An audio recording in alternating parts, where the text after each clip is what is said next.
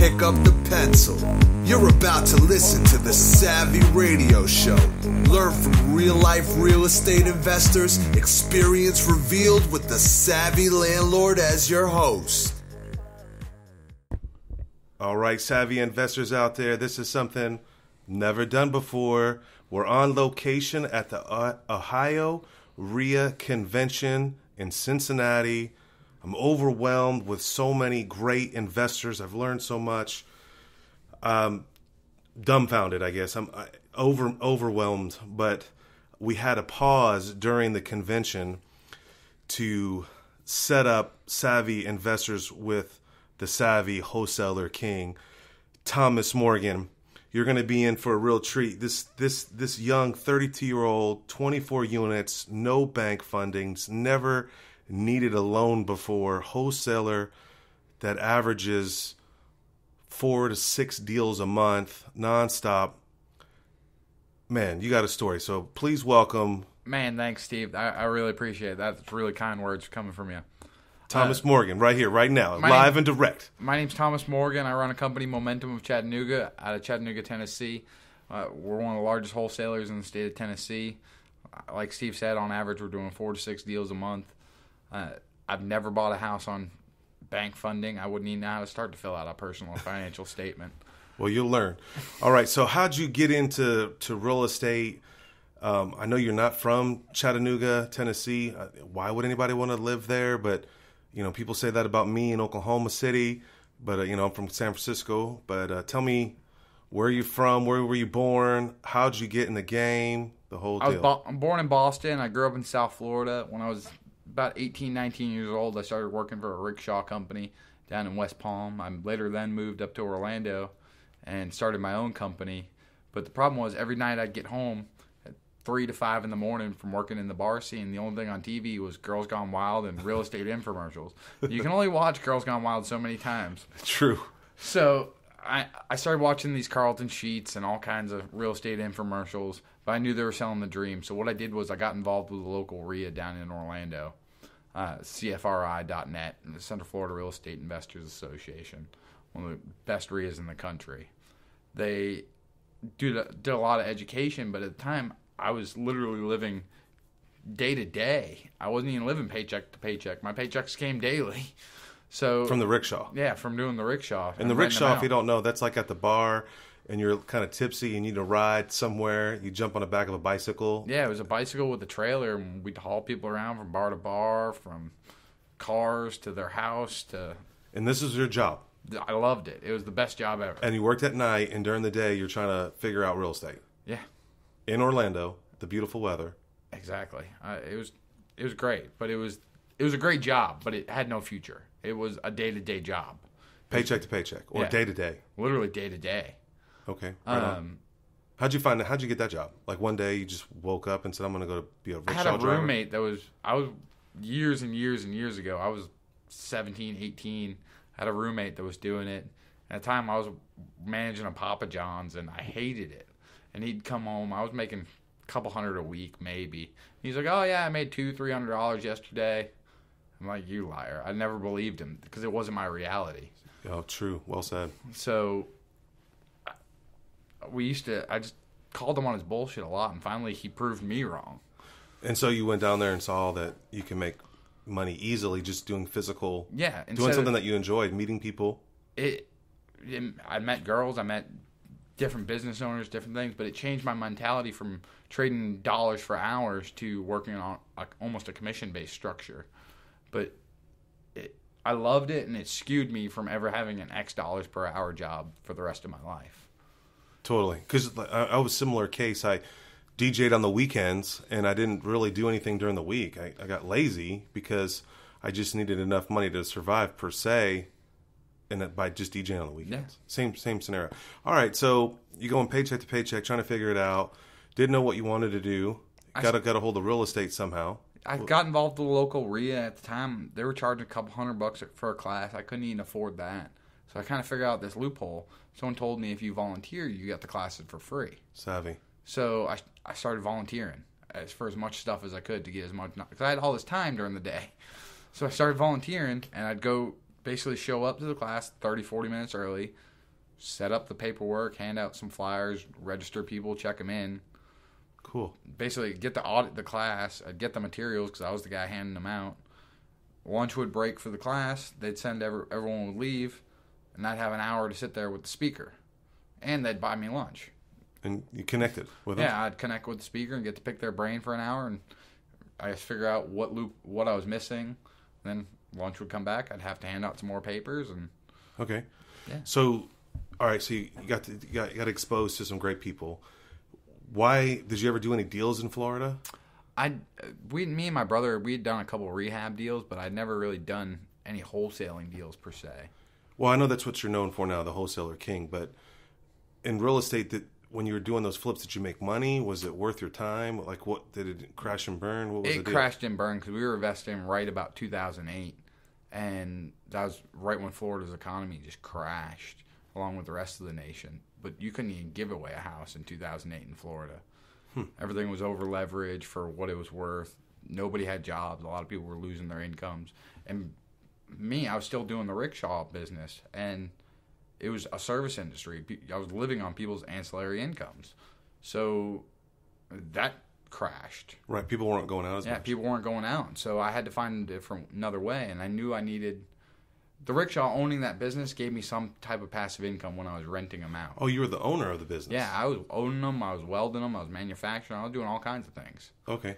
And you have to figure out, that's why you're not afraid of legalities, because I know just talking to you a lot of times, you're real comfortable with contracts and being sued and suing, and you had to do all that to get permits down there, right? Yeah. I mean, so you were familiar with kind of contracts and negotiating. Yeah. So your business skills were... Street hustler. Yeah, my business skill was street hustler at the time. Oh, right on. But I started... The rickshaw business kind of collapsed for 2008 and 2007 when I was down there. So I remember I met Dave Lindahl. He came through our CFRI. And Dave Lindahl is a big apartment complex guru. And he's from Boston as well. Yeah, from Boston as well. So the kind of connection there. Dave also was one... I learned about wholesaling in Florida. Dave was also one of the big triggers that caused me to start looking into wholesaling more, because that's his approach: is you need cash for an apartment complex, or you need capital for your down payment. Wholesale your way up to that money. So we went level of entry into the game. Yeah, level of entry was low barrier to entry. It required more knowledge than skill per se, or no money. Yeah, I didn't need money. I just needed to know how to negotiate a deal, and I needed to know what title issues really. So Lindahl sparked that. How'd you get educated in that aspect into being a wholesaler? I had taken a couple smaller classes down in CFRI in Orlando. Jason Rodriguez of Elite Mentoring, Todd Hutchinson of IBuyHouses.com. Okay. They were kind of my mentors. They were local wholesalers and that taught classes, but they didn't really go into depth. I'd never had anyone really walk me through a deal, per se. All right. So now you haven't done a wholesale deal in Florida. You just did those fix and flips. Yeah, just a couple fix and flips. And so then, what's the next step? Originally, me and my brother, who was my partner at the time, we were trying to buy small apartment complexes. And Dave Lindahl turned us onto this thing. It was called the Emerging Markets. It was a Q3 report is what it was. But our parents still lived in Central Florida at the time. So I wanted to be in a radius of South Florida or Central Florida in case things happened. So we started looking at different markets in the Southeast, because obviously Florida was a bad market to be in at the time. So we looked at Raleigh, North Carolina, Atlanta, Georgia, Huntsville, Alabama, Birmingham, Alabama, Nashville, Louisville, Kentucky, Chattanooga, and started digging into their economy, seeing what was going on. So we got into Chattanooga, and I started Googling and figuring out what was going on there and looking at the Chamber of Commerce, what they were doing to try to bring businesses in there. They were bringing Volkswagen. Volkswagen built a plant there to build Passats. Amazon.com was building a huge distribution plant there. TVA was talking about retooling all the nuclear power plants. Alstom, they build huge wind turbines and electric generators and things like that. They were putting in a ton of jobs. So for every one job created, you really have 3 ancillary jobs. The extra guy at Walmart, the extra guy at the gas station to pick up the third shift, the extra county employees that they need to pick up more trash. So the economy in your mind was doing well. Yeah, the economy was going to... It never had a big spike like the rest of the country, so it never had a big decline like the rest of the country. Did you go check it out? Did you drive up there? I mean, how did you determine that was going to be the location? I mean, obviously those all sound like great ideas, but you just put your finger on a map and said, I'm going to go there? Did you hear it, but did you know anybody there? I didn't know anybody there. That's big balls. I mean, hey, I'm going to move to Chattanooga. So we started digging in, and I remember I was sitting at a CFRI meeting, and there was some speaker up giving a sales pitch. And where's this in Florida? Yeah, in Orlando. I remember I had a T-Mobile Sidekick. It was one of those flip-out phones. Oh, God. And I remember searching Craigslist in Chattanooga. I was looking for deals. I was trying to find like an apartment complex or something. And I found a duplex. Take over my payments. And at the time, I knew that was a motivated seller, but I didn't even know how to react to it. Yeah. So well, you can handle that, right? In your mind, take over payments. Well, yeah. Now, in your mind. Well, no, back then, though, right? I mean, it seems simple enough. Yeah. But still. The mechanics of it, logically it makes sense, but I wasn't sure on the mechanics of it, which paperwork and things to use. So, and all your education is about to come into fruition. Yeah, all my education is now coming to a head. This is make or break moments. So, all right, you text this guy, call this guy, I was too nervous to even call the guy, so I think I was 24, 23 or something at the time. So I ended up texting the guy. I was in Orlando, the property was in Tennessee, he was in Vegas. And you have a different area code than Chattanooga at the time? Yeah. Okay. So we're texting back and forth. He wanted like $10,000 down, take over my payments. How much was the house? Tell us about the house. It was a duplex. It was $60,000. It was supposed to rent $800 a side, according to rentometer.com, yeah, which is BS. horribly inaccurate. But BS. Anyway, so 60,000, 65, 10 down. His payment was like $755, I think. How much longer did he have on the mortgage? I don't even remember it now. This was 8 years ago. Well, yeah, we're analyzing his deal. We don't even know if you have it. So we end up getting a contract on it, all via text. I emailed him a contract when I got home that night. What would you feel? What was going through your mind? I was nervous. I'm like, I'm getting a property on a contract I've literally never even seen. Or been there, and you've never been to Chattanooga at all at that time. Yeah, I've never even been to Chattanooga. So you pick this random place to live because of these key elements of future economy. Yeah, I'm looking at this emerging markets. You go to Craigslist, start blasting some dude who's partying in Las Vegas, probably tipsy. I want to buy your house, $10,000 down. Okay, and then you send him a contract. What was the terms? We were buying it subject to the existing loan with $5,000. We ended up negotiating it down to $5,000 down. Okay, and taking over his mortgage of like $755 a month. Okay, so all those were lies, right? Well, he was like in the beginning. Did he always tell you it was $750? No, we saw. Or the $800 aside. So it made sense. You're like, okay. I'm like, it'll cash flow $800 a month off of one side. Off one side, so $5,000 down. I make all my money back in 1 year. Excellent. I'm like, that's a great return on investment. Oh, for sure. So then what happened? Then did you drive up there? Did you wire the money? I got the contract on it. I'm like, well, I guess we better go look at this place. So we drove up to Chattanooga. How far to drive is it? About 8 hours. So you and your brother just stoked, like yeah, you think like you Friday owned his night home. we just drive up there. So we get there, and we can't. The guy mailed us the keys before we left. The keys didn't work. So you had keys in your hand? Yeah, we had keys to go check it out. Or we had to meet someone in Chattanooga to pick up the keys, I think it was. Was it occupied? No, both sides were vacant. So that's why he was motivated. Yeah, he was completely motivated. He was losing $755. Was he from there? Did he? He was originally from there. His wife worked for the airlines and got transferred out to Vegas. Oh, so he lived in Vegas. He wasn't vacationing. He was living in Vegas. Yeah, he had moved to Vegas. He had some rental property there, and he had just kind of bounced out. All right, right on. So then you get there. The keys didn't work. So we get there. The keys don't work, and we're trying to break in, and we're about to just kick the door in. And go to jail? Well, we had the inspection, right? We just couldn't get in. And we're like, we'll just replace the door. It wasn't that hard. It's only $100. We knew what we were doing. So you break in? So we're getting ready to kick this door in, and this like homeless guy comes up asking for change. He's like, what are y'all doing? You buy that place? I'm like, no. He's like, what's the matter? You can't get inside? I'm like, the keys don't work. He's like, I can get you a key. I guess Shaniqua or something down around the corner had lived there. He's like, I'll be right back. I'll get you the key. I'm like, you bring me that key, I'll get you $20. Smart. I'm like, $20 is better than than the $100 that I'm about to kick in. Okay.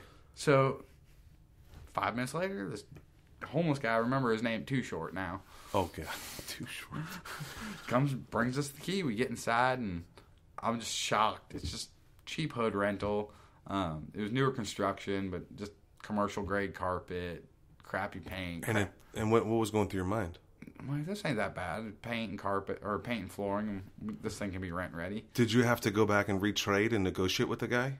Did you already agree on the $5,000 down? Yeah, we had agreed on the $5,000 before you drove up there. I didn't. I should have renegotiated it just based on the work, but. So you just still bought it for 65? We still bought it, yeah. Or what was it, 65 or 60? I think it was 60 with $5,000 down. Okay, so you financed 55, or basically took over the payments. Yeah, took over the payments subject to the existing loan. And then how long did it take you to get it rented out? Or what did it take you to get it up to rent ready? We checked it out. We ended up driving back to Florida that weekend. Excited, right? Were you juiced up like on cloud nine? Yeah. First deal, $5,000 down. Yeah, we're pretty excited. I was still kind of nervous. But you're not excited. I'm more excited right now than you are. This is old. But this is old. I get excited over new creative deals. Oh, we'll get into those. But end up lining up a closing. End up driving back up to Tennessee to get the closing. David came with me for the weekend. I stayed up there. I'd spent my personal time painting walls, got it rent ready on one side. I moved over to the other side. I remember I brought up a bag of tools, an air mattress, a bicycle, a radio, and a laptop. Like Solo. That's all I had in my pickup truck. And your brother stayed down back in Orlando? Yeah, he dropped you off. He had a day job. He just went back. So that same weekend, you just moved up in there? Yeah. So you guys went back, you got all your stuff, and then turned around and drove back up there. And then Brian turned around and drove back. I drove up with my stuff, and I think he... Oh, you had a car? I had my truck. Cause I knew I'd have to get some materials. Okay, so you already had a vehicle. Okay, I'm thinking you're homeless, because you are homeless. You're living in this I didn't have a home, but I had a car. And you knew I knew a homeless person named Too Short. Yeah, that lived around the corner apparently. But that knew Chattanooga. It's even more crazy. All right, so you get this deal. I mean, you're done. You close. What gave you the forthright or the mindset to use a closing company? Because like usually owner finance deals. People try to just slide in a lease purchase contract. Were you the one that pushed for the actual physical closing at a closing location? Yeah, we pushed for that. We learned in doing subject to. I'd never want a tabletop closing. There's so many ways that can go bad. So you to this day, do you have this deal? No, actually. Okay, so what? Okay, so how long did you have it for, and then we'll move on to the next. I had it a year. The original $5,000 down. We borrowed private money from one of my friends in Orlando. Yeah, well, he was actually up in Boston. It was one of my brother's friends. He was a partner on the deal. We gave up 50% equity on this property for the $5,000 down. That is a smoking deal. So, well, I guess what it yields. Yeah.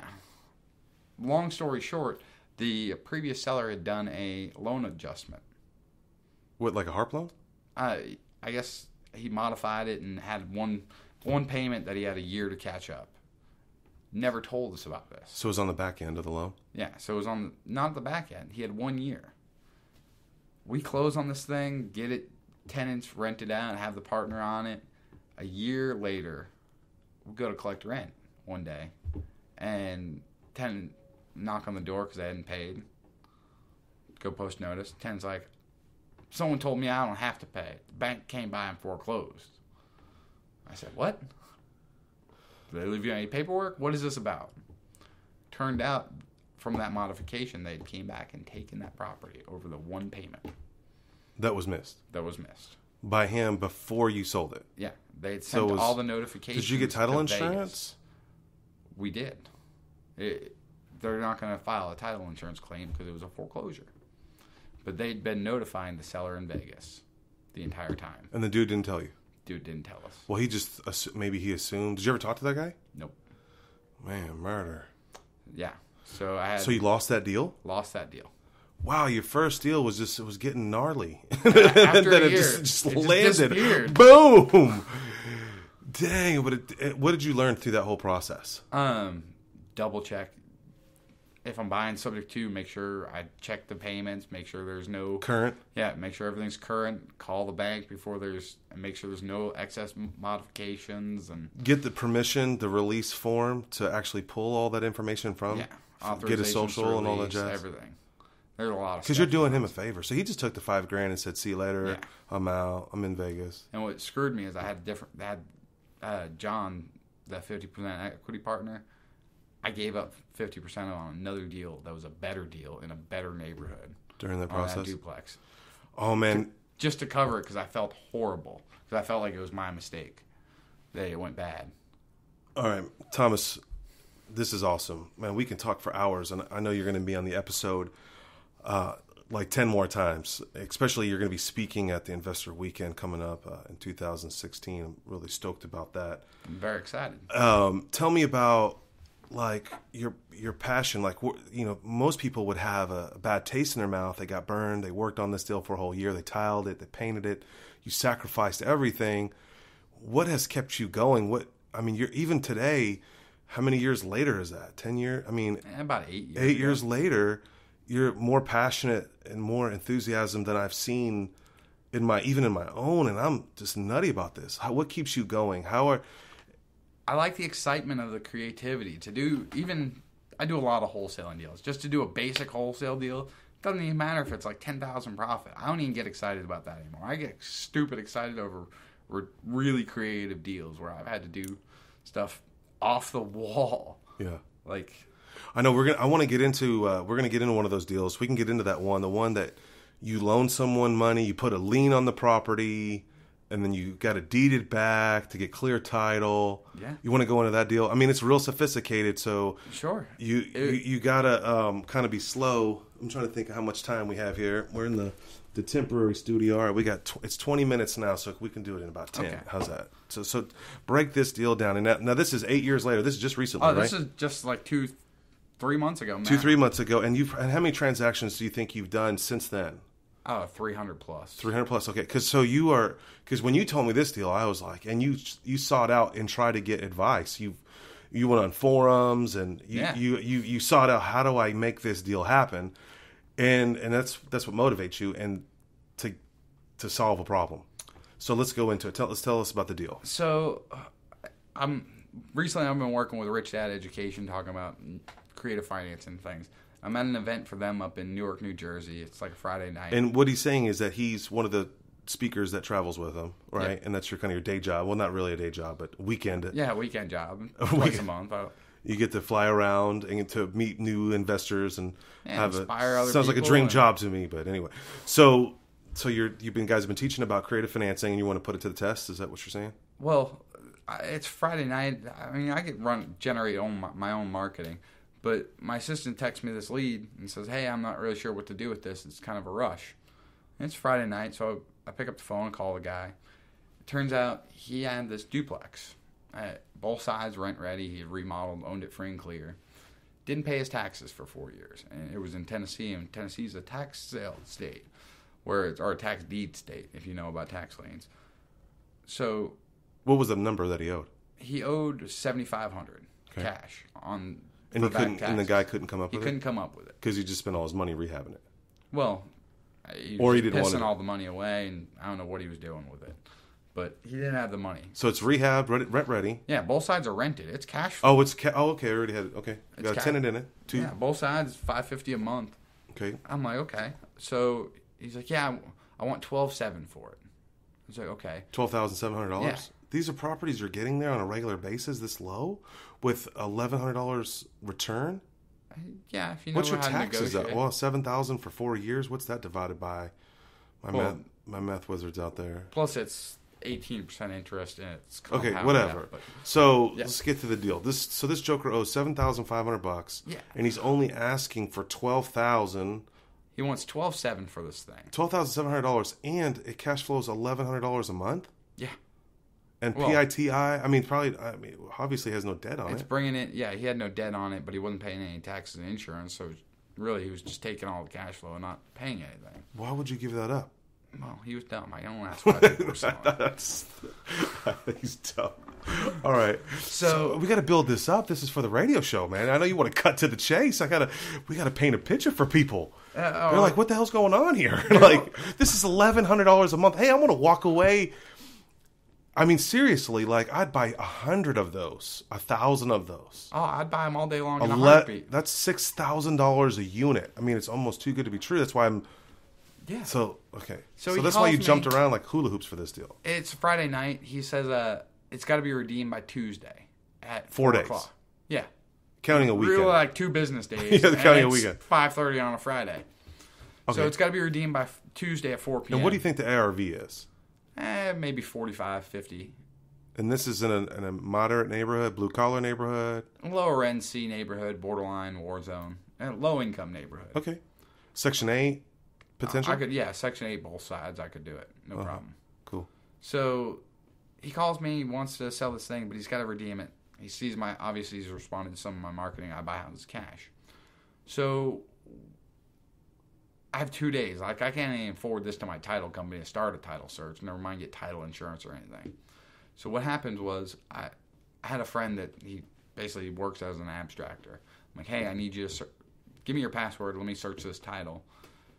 So it's like midnight on a Friday. I'm searching this title literally myself to make sure there's no liens or the book and pages and all that jazz. Yeah, make sure there's no mortgages or other judgments out there attached to it. So it goes all the way through. Monday, I end up meeting with him. There was nothing on the title. It was really clean title? Yeah, it was a clean title on as far as mortgages clear, and everything. Yeah, clear title. Okay. So I end up meeting with him, and this is African-American guy. Let's talk about the risk. Now, if you randomly paid this guy $12,000, you could lose the house on Tuesday. Yeah. So that was your potential risk. This is Monday. This guy wants $12,000. How can you can't? But he can't even give me a clear title because he doesn't have time. Okay, so then what? Okay, so and then this is an African American guy. It doesn't matter. He's an African American guy. He's got. Do you have any other units? He had some, he had a bunch of units of other stuff that was going into the tax sale. He had. Was he divorced? Was it distressed property? I mean, I think he was divorced, but he had his mom on title. He had his baby mama on title. It was like 3 or 4 people on title. Did you see how much he purchased it for? He had bought it for $19,000. How long ago? About 60 cents. I want to say 6 or 7 years ago. So he had made his money off Dude, I'm about to flow. invest in Chattanooga. Oh, it's a decent market, but anyway, you know what you're doing. Yeah. Oh, I got you. So we end up getting this property under contract. So I had to go meet with him on Monday. On Monday, I had to line up a mobile notary. Okay, did you go see the property? I guess. Sorry, I had a friend drive by it. And it's standing on Friday. It's not burned down. He just sent me a couple drive-by photos. Never got to see the inside. Nothing. And you're still willing to do this deal? I'm like, for the price I'm buying for $12,000, I don't care what it looks 13, like. whatever. Okay, so when you need the mobile notary just to get a quitclaim deed? I gotta not get a quitclaim deed because he can't give me a clear title, and my contract says 12/7. I had to get a purchase and sale agreement signed and get that notarized so I can record it and do a notice of contract or an affidavit of interest on it. I had to get a deed of trust because literally the only way I could structure this deal was I'm going to loan you the money, the $7,700. If you can get me clear title, I'll pay you the $12,700. If you can't, I'm in it for $7,700. I wrote the deed I met with the guy, got a purchase and sale agreement signed, and also did a deed of trust for the $7,700 at 21% interest, which is maximum usury law in Tennessee. And so you loaned him the money to go pay the... I didn't give him the money. But you wrote the piece of paper that states that you're giving him the money. Yes. But you're taking care of the loan. Yes. The lien, I guess. You walked down to the courthouse. Once I got this paperwork signed, I immediately rushed down to the courthouse, go upstairs to the Register of Deeds office.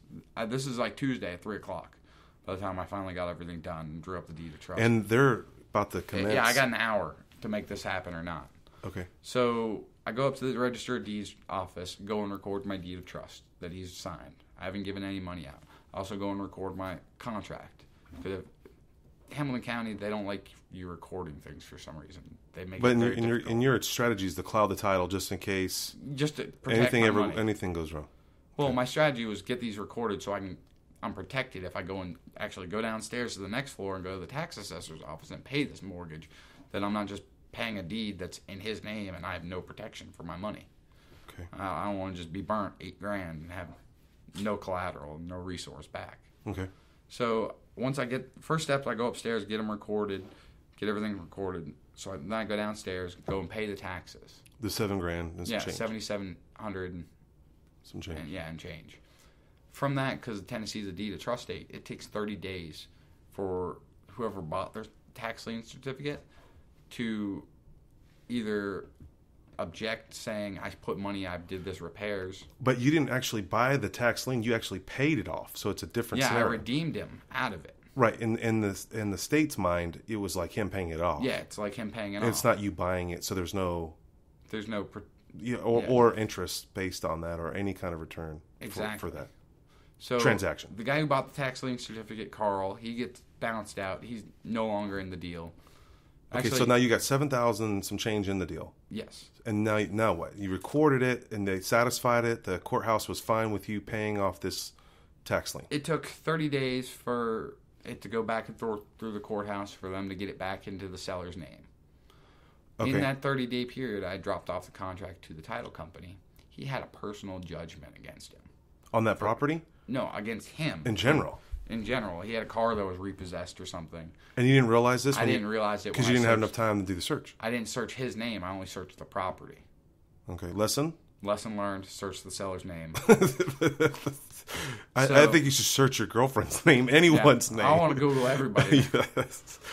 Okay, so my heart just fluttered there for a second because I'm thinking this is like the deal of the century, and you're running into some hula hoops here. Okay, keep going. So, I'd gone on a couple forums before I even done all this deal, seeking advice from some of my mentors and people that I look up to that do really creative deals. And did you seek out Augie? I sought out Augie. I sought out a bunch of people I know that do creative deals. And I'm like, yeah, sounds good. I'm looking for creative criticism or no, do it this way, or you're an idiot, do it this way, something like that. And everyone's like, yep, good job. No, sounds good. Okay, so then what happens? No validation there. So it got me really nervous. I'm like, I don't know. Success is blazing the trail at times, I guess. So, all right, now you find out that this choker has a judgment. Is it a federal judgment or state judgment, or it's just? It was a personal judgment from a car that he got repossessed. So it was some creditor. Basic, yeah. So I call the creditor. I'm like, maybe I can negotiate this down. See what was the number? $19,000. So you just bought a $12,000 house. I got $7,700 into this mortgage. And then you shit your pants. I got a note. Excuse me for that. I got a note saying I got an interest in this property and a recorded personal. So I'm freaking out. I'm kind of like at 19, debt. I'm like 17. So I call the seller. I'm like, hey, we really got 3 options. You got this judgment out there.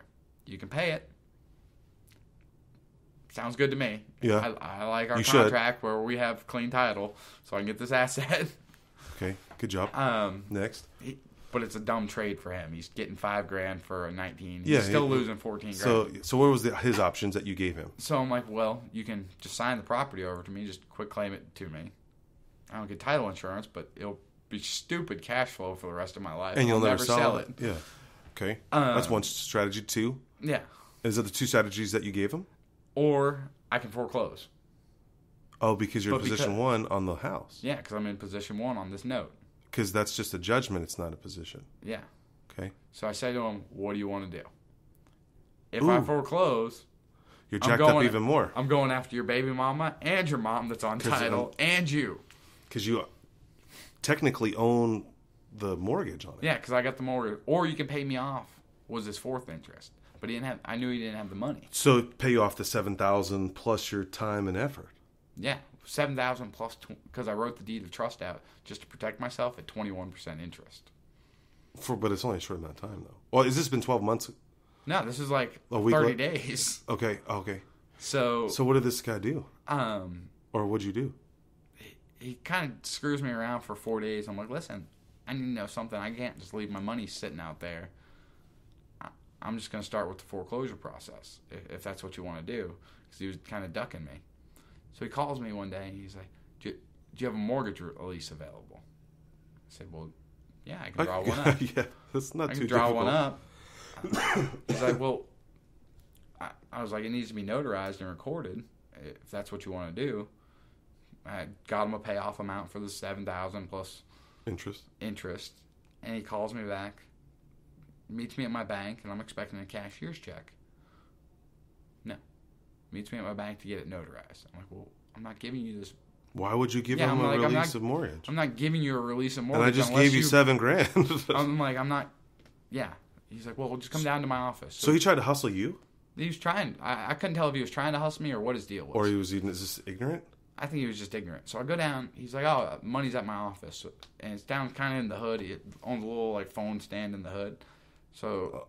This does not sound. I didn't know these details. So I'm like kind of like put off by this. I'm like, wait a minute. So I buy and sell a lot of low-income housing. I'm a firm believer in concealed carry weapons. So I get my Glock and I run down. I call my friend Brandon. I'm like, hey, Brandon, I just want you to come with me for this. I don't want to be put by myself with this guy's planning on paying me off. Wow. So I go down to his office with my friend Brandon, and got a little safe in the corner, goes out and pulls out $10,000 plus.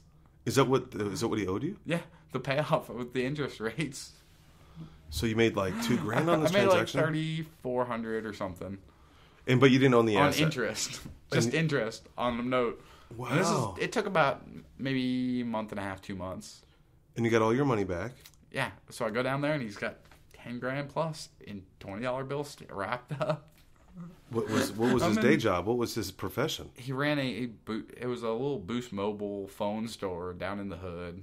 And did he ever tell, was it cool? Was it comfortable? Was he like jovial or is he like? No, it was very awkward. And he was just like, he was just waiting for you to get scared to run away or? I think he just... Intimidation? Yeah, he just thought I'd go away. And I'm like, I'm going to foreclose. I'm going to take this. All right, so now my show, the Savvy Radio Show, is about buying assets, but I didn't know we were going to be private lenders. I was expecting to buy the asset. That was my whole intention. Yeah, totally. I mean, that's so cool about real estate and being creative. You just never know where it's going to take you. I just wanted to protect my money. Like, oh, sure. I just didn't want to put out $8,000 to be... Yeah. So, but you yielded 35, and you got a wonderful story, and you'll never forget it. And yeah. But you took the risk. That's the thing. I mean, I think that's the takeaway is you just never know where it's going to lead you. You just got to go do it. Yeah. And now you have that under your belt. Now you know how to deal with tax liens. No, that's 30 days. I know how to jack people out of tax liens in a heartbeat now, though. Yeah, you can play this game and reverse it. Yeah. All right, man. Well, we're going to wrap this episode up because I want to bring you back. And when I slap your name up on the website and say you got to come here, Thomas Morgan and the Life of Creative Wholesaling Financing, man, I'm just super stoked. So, what advice can you give someone out there that's just getting in the game, young like you? Not the advice of pack up and move and bring your tool bag, but what advice? That is very a tricky situation that I wouldn't even get into personally. But what advice would you give the person out there now, like some of these attendees at this conference that they're wet and they're green and they're nervous? What would you say to them? Be relentless in your pursuit of the deal. There's hundreds of deals out there. Not everyone's motivated to sell, but only deal with motivated people. Study as much creative financing as you can. And that's your first step. Yeah. And I think that's awesome. We'll get into it more at the investor weekend, but my credit sucked when I got into real estate. Like, I had no money. Issues. No money. You had no money. You had to borrow the money. Nothing. I mean, it's just crazy that you started with no money. You were, doing rickshaws at night. You've done over 300 transactions. You own 24 units. You have a thriving, active wholesale business today with virtual assistants and the machines running, and you're managing property, and you're only 32 years old. Sky's the limit, man. I'm super stoked. Thomas, I appreciate you being on the show, especially here in the middle of nowhere in Cincinnati. Ohio. We got to do another episode. Anyway, folks out there, if you don't know who I am, that's cool because I really don't care. No, I do. But anyway, my name is Stephen Van Kallenberg. I am the Savvy Landlord, and you are listening to the Savvy Radio Show. That's SavvyRadioShow.com. Coming up in March 2016, Thomas Morgan is going to come and blaze the stage and teach you how to wholesale for real and not try to take money out of your pocket, but teach you how to make money. And I'm so excited to see your release of your course and your book coming out. I know you've been working diligently on that, and I'm just excited for you to be involved with Rich Dad, and that's how I got this far. Anyway, other than that, tune in, and whatever you do in your life every day, think about assets, but ultimately buy assets. Thanks for listening to the Savvy Radio Show. Glide online and listen to our other motivating episodes at savvyradioshow.com. Connect on Twitter at LandlordBook, and always be buying assets.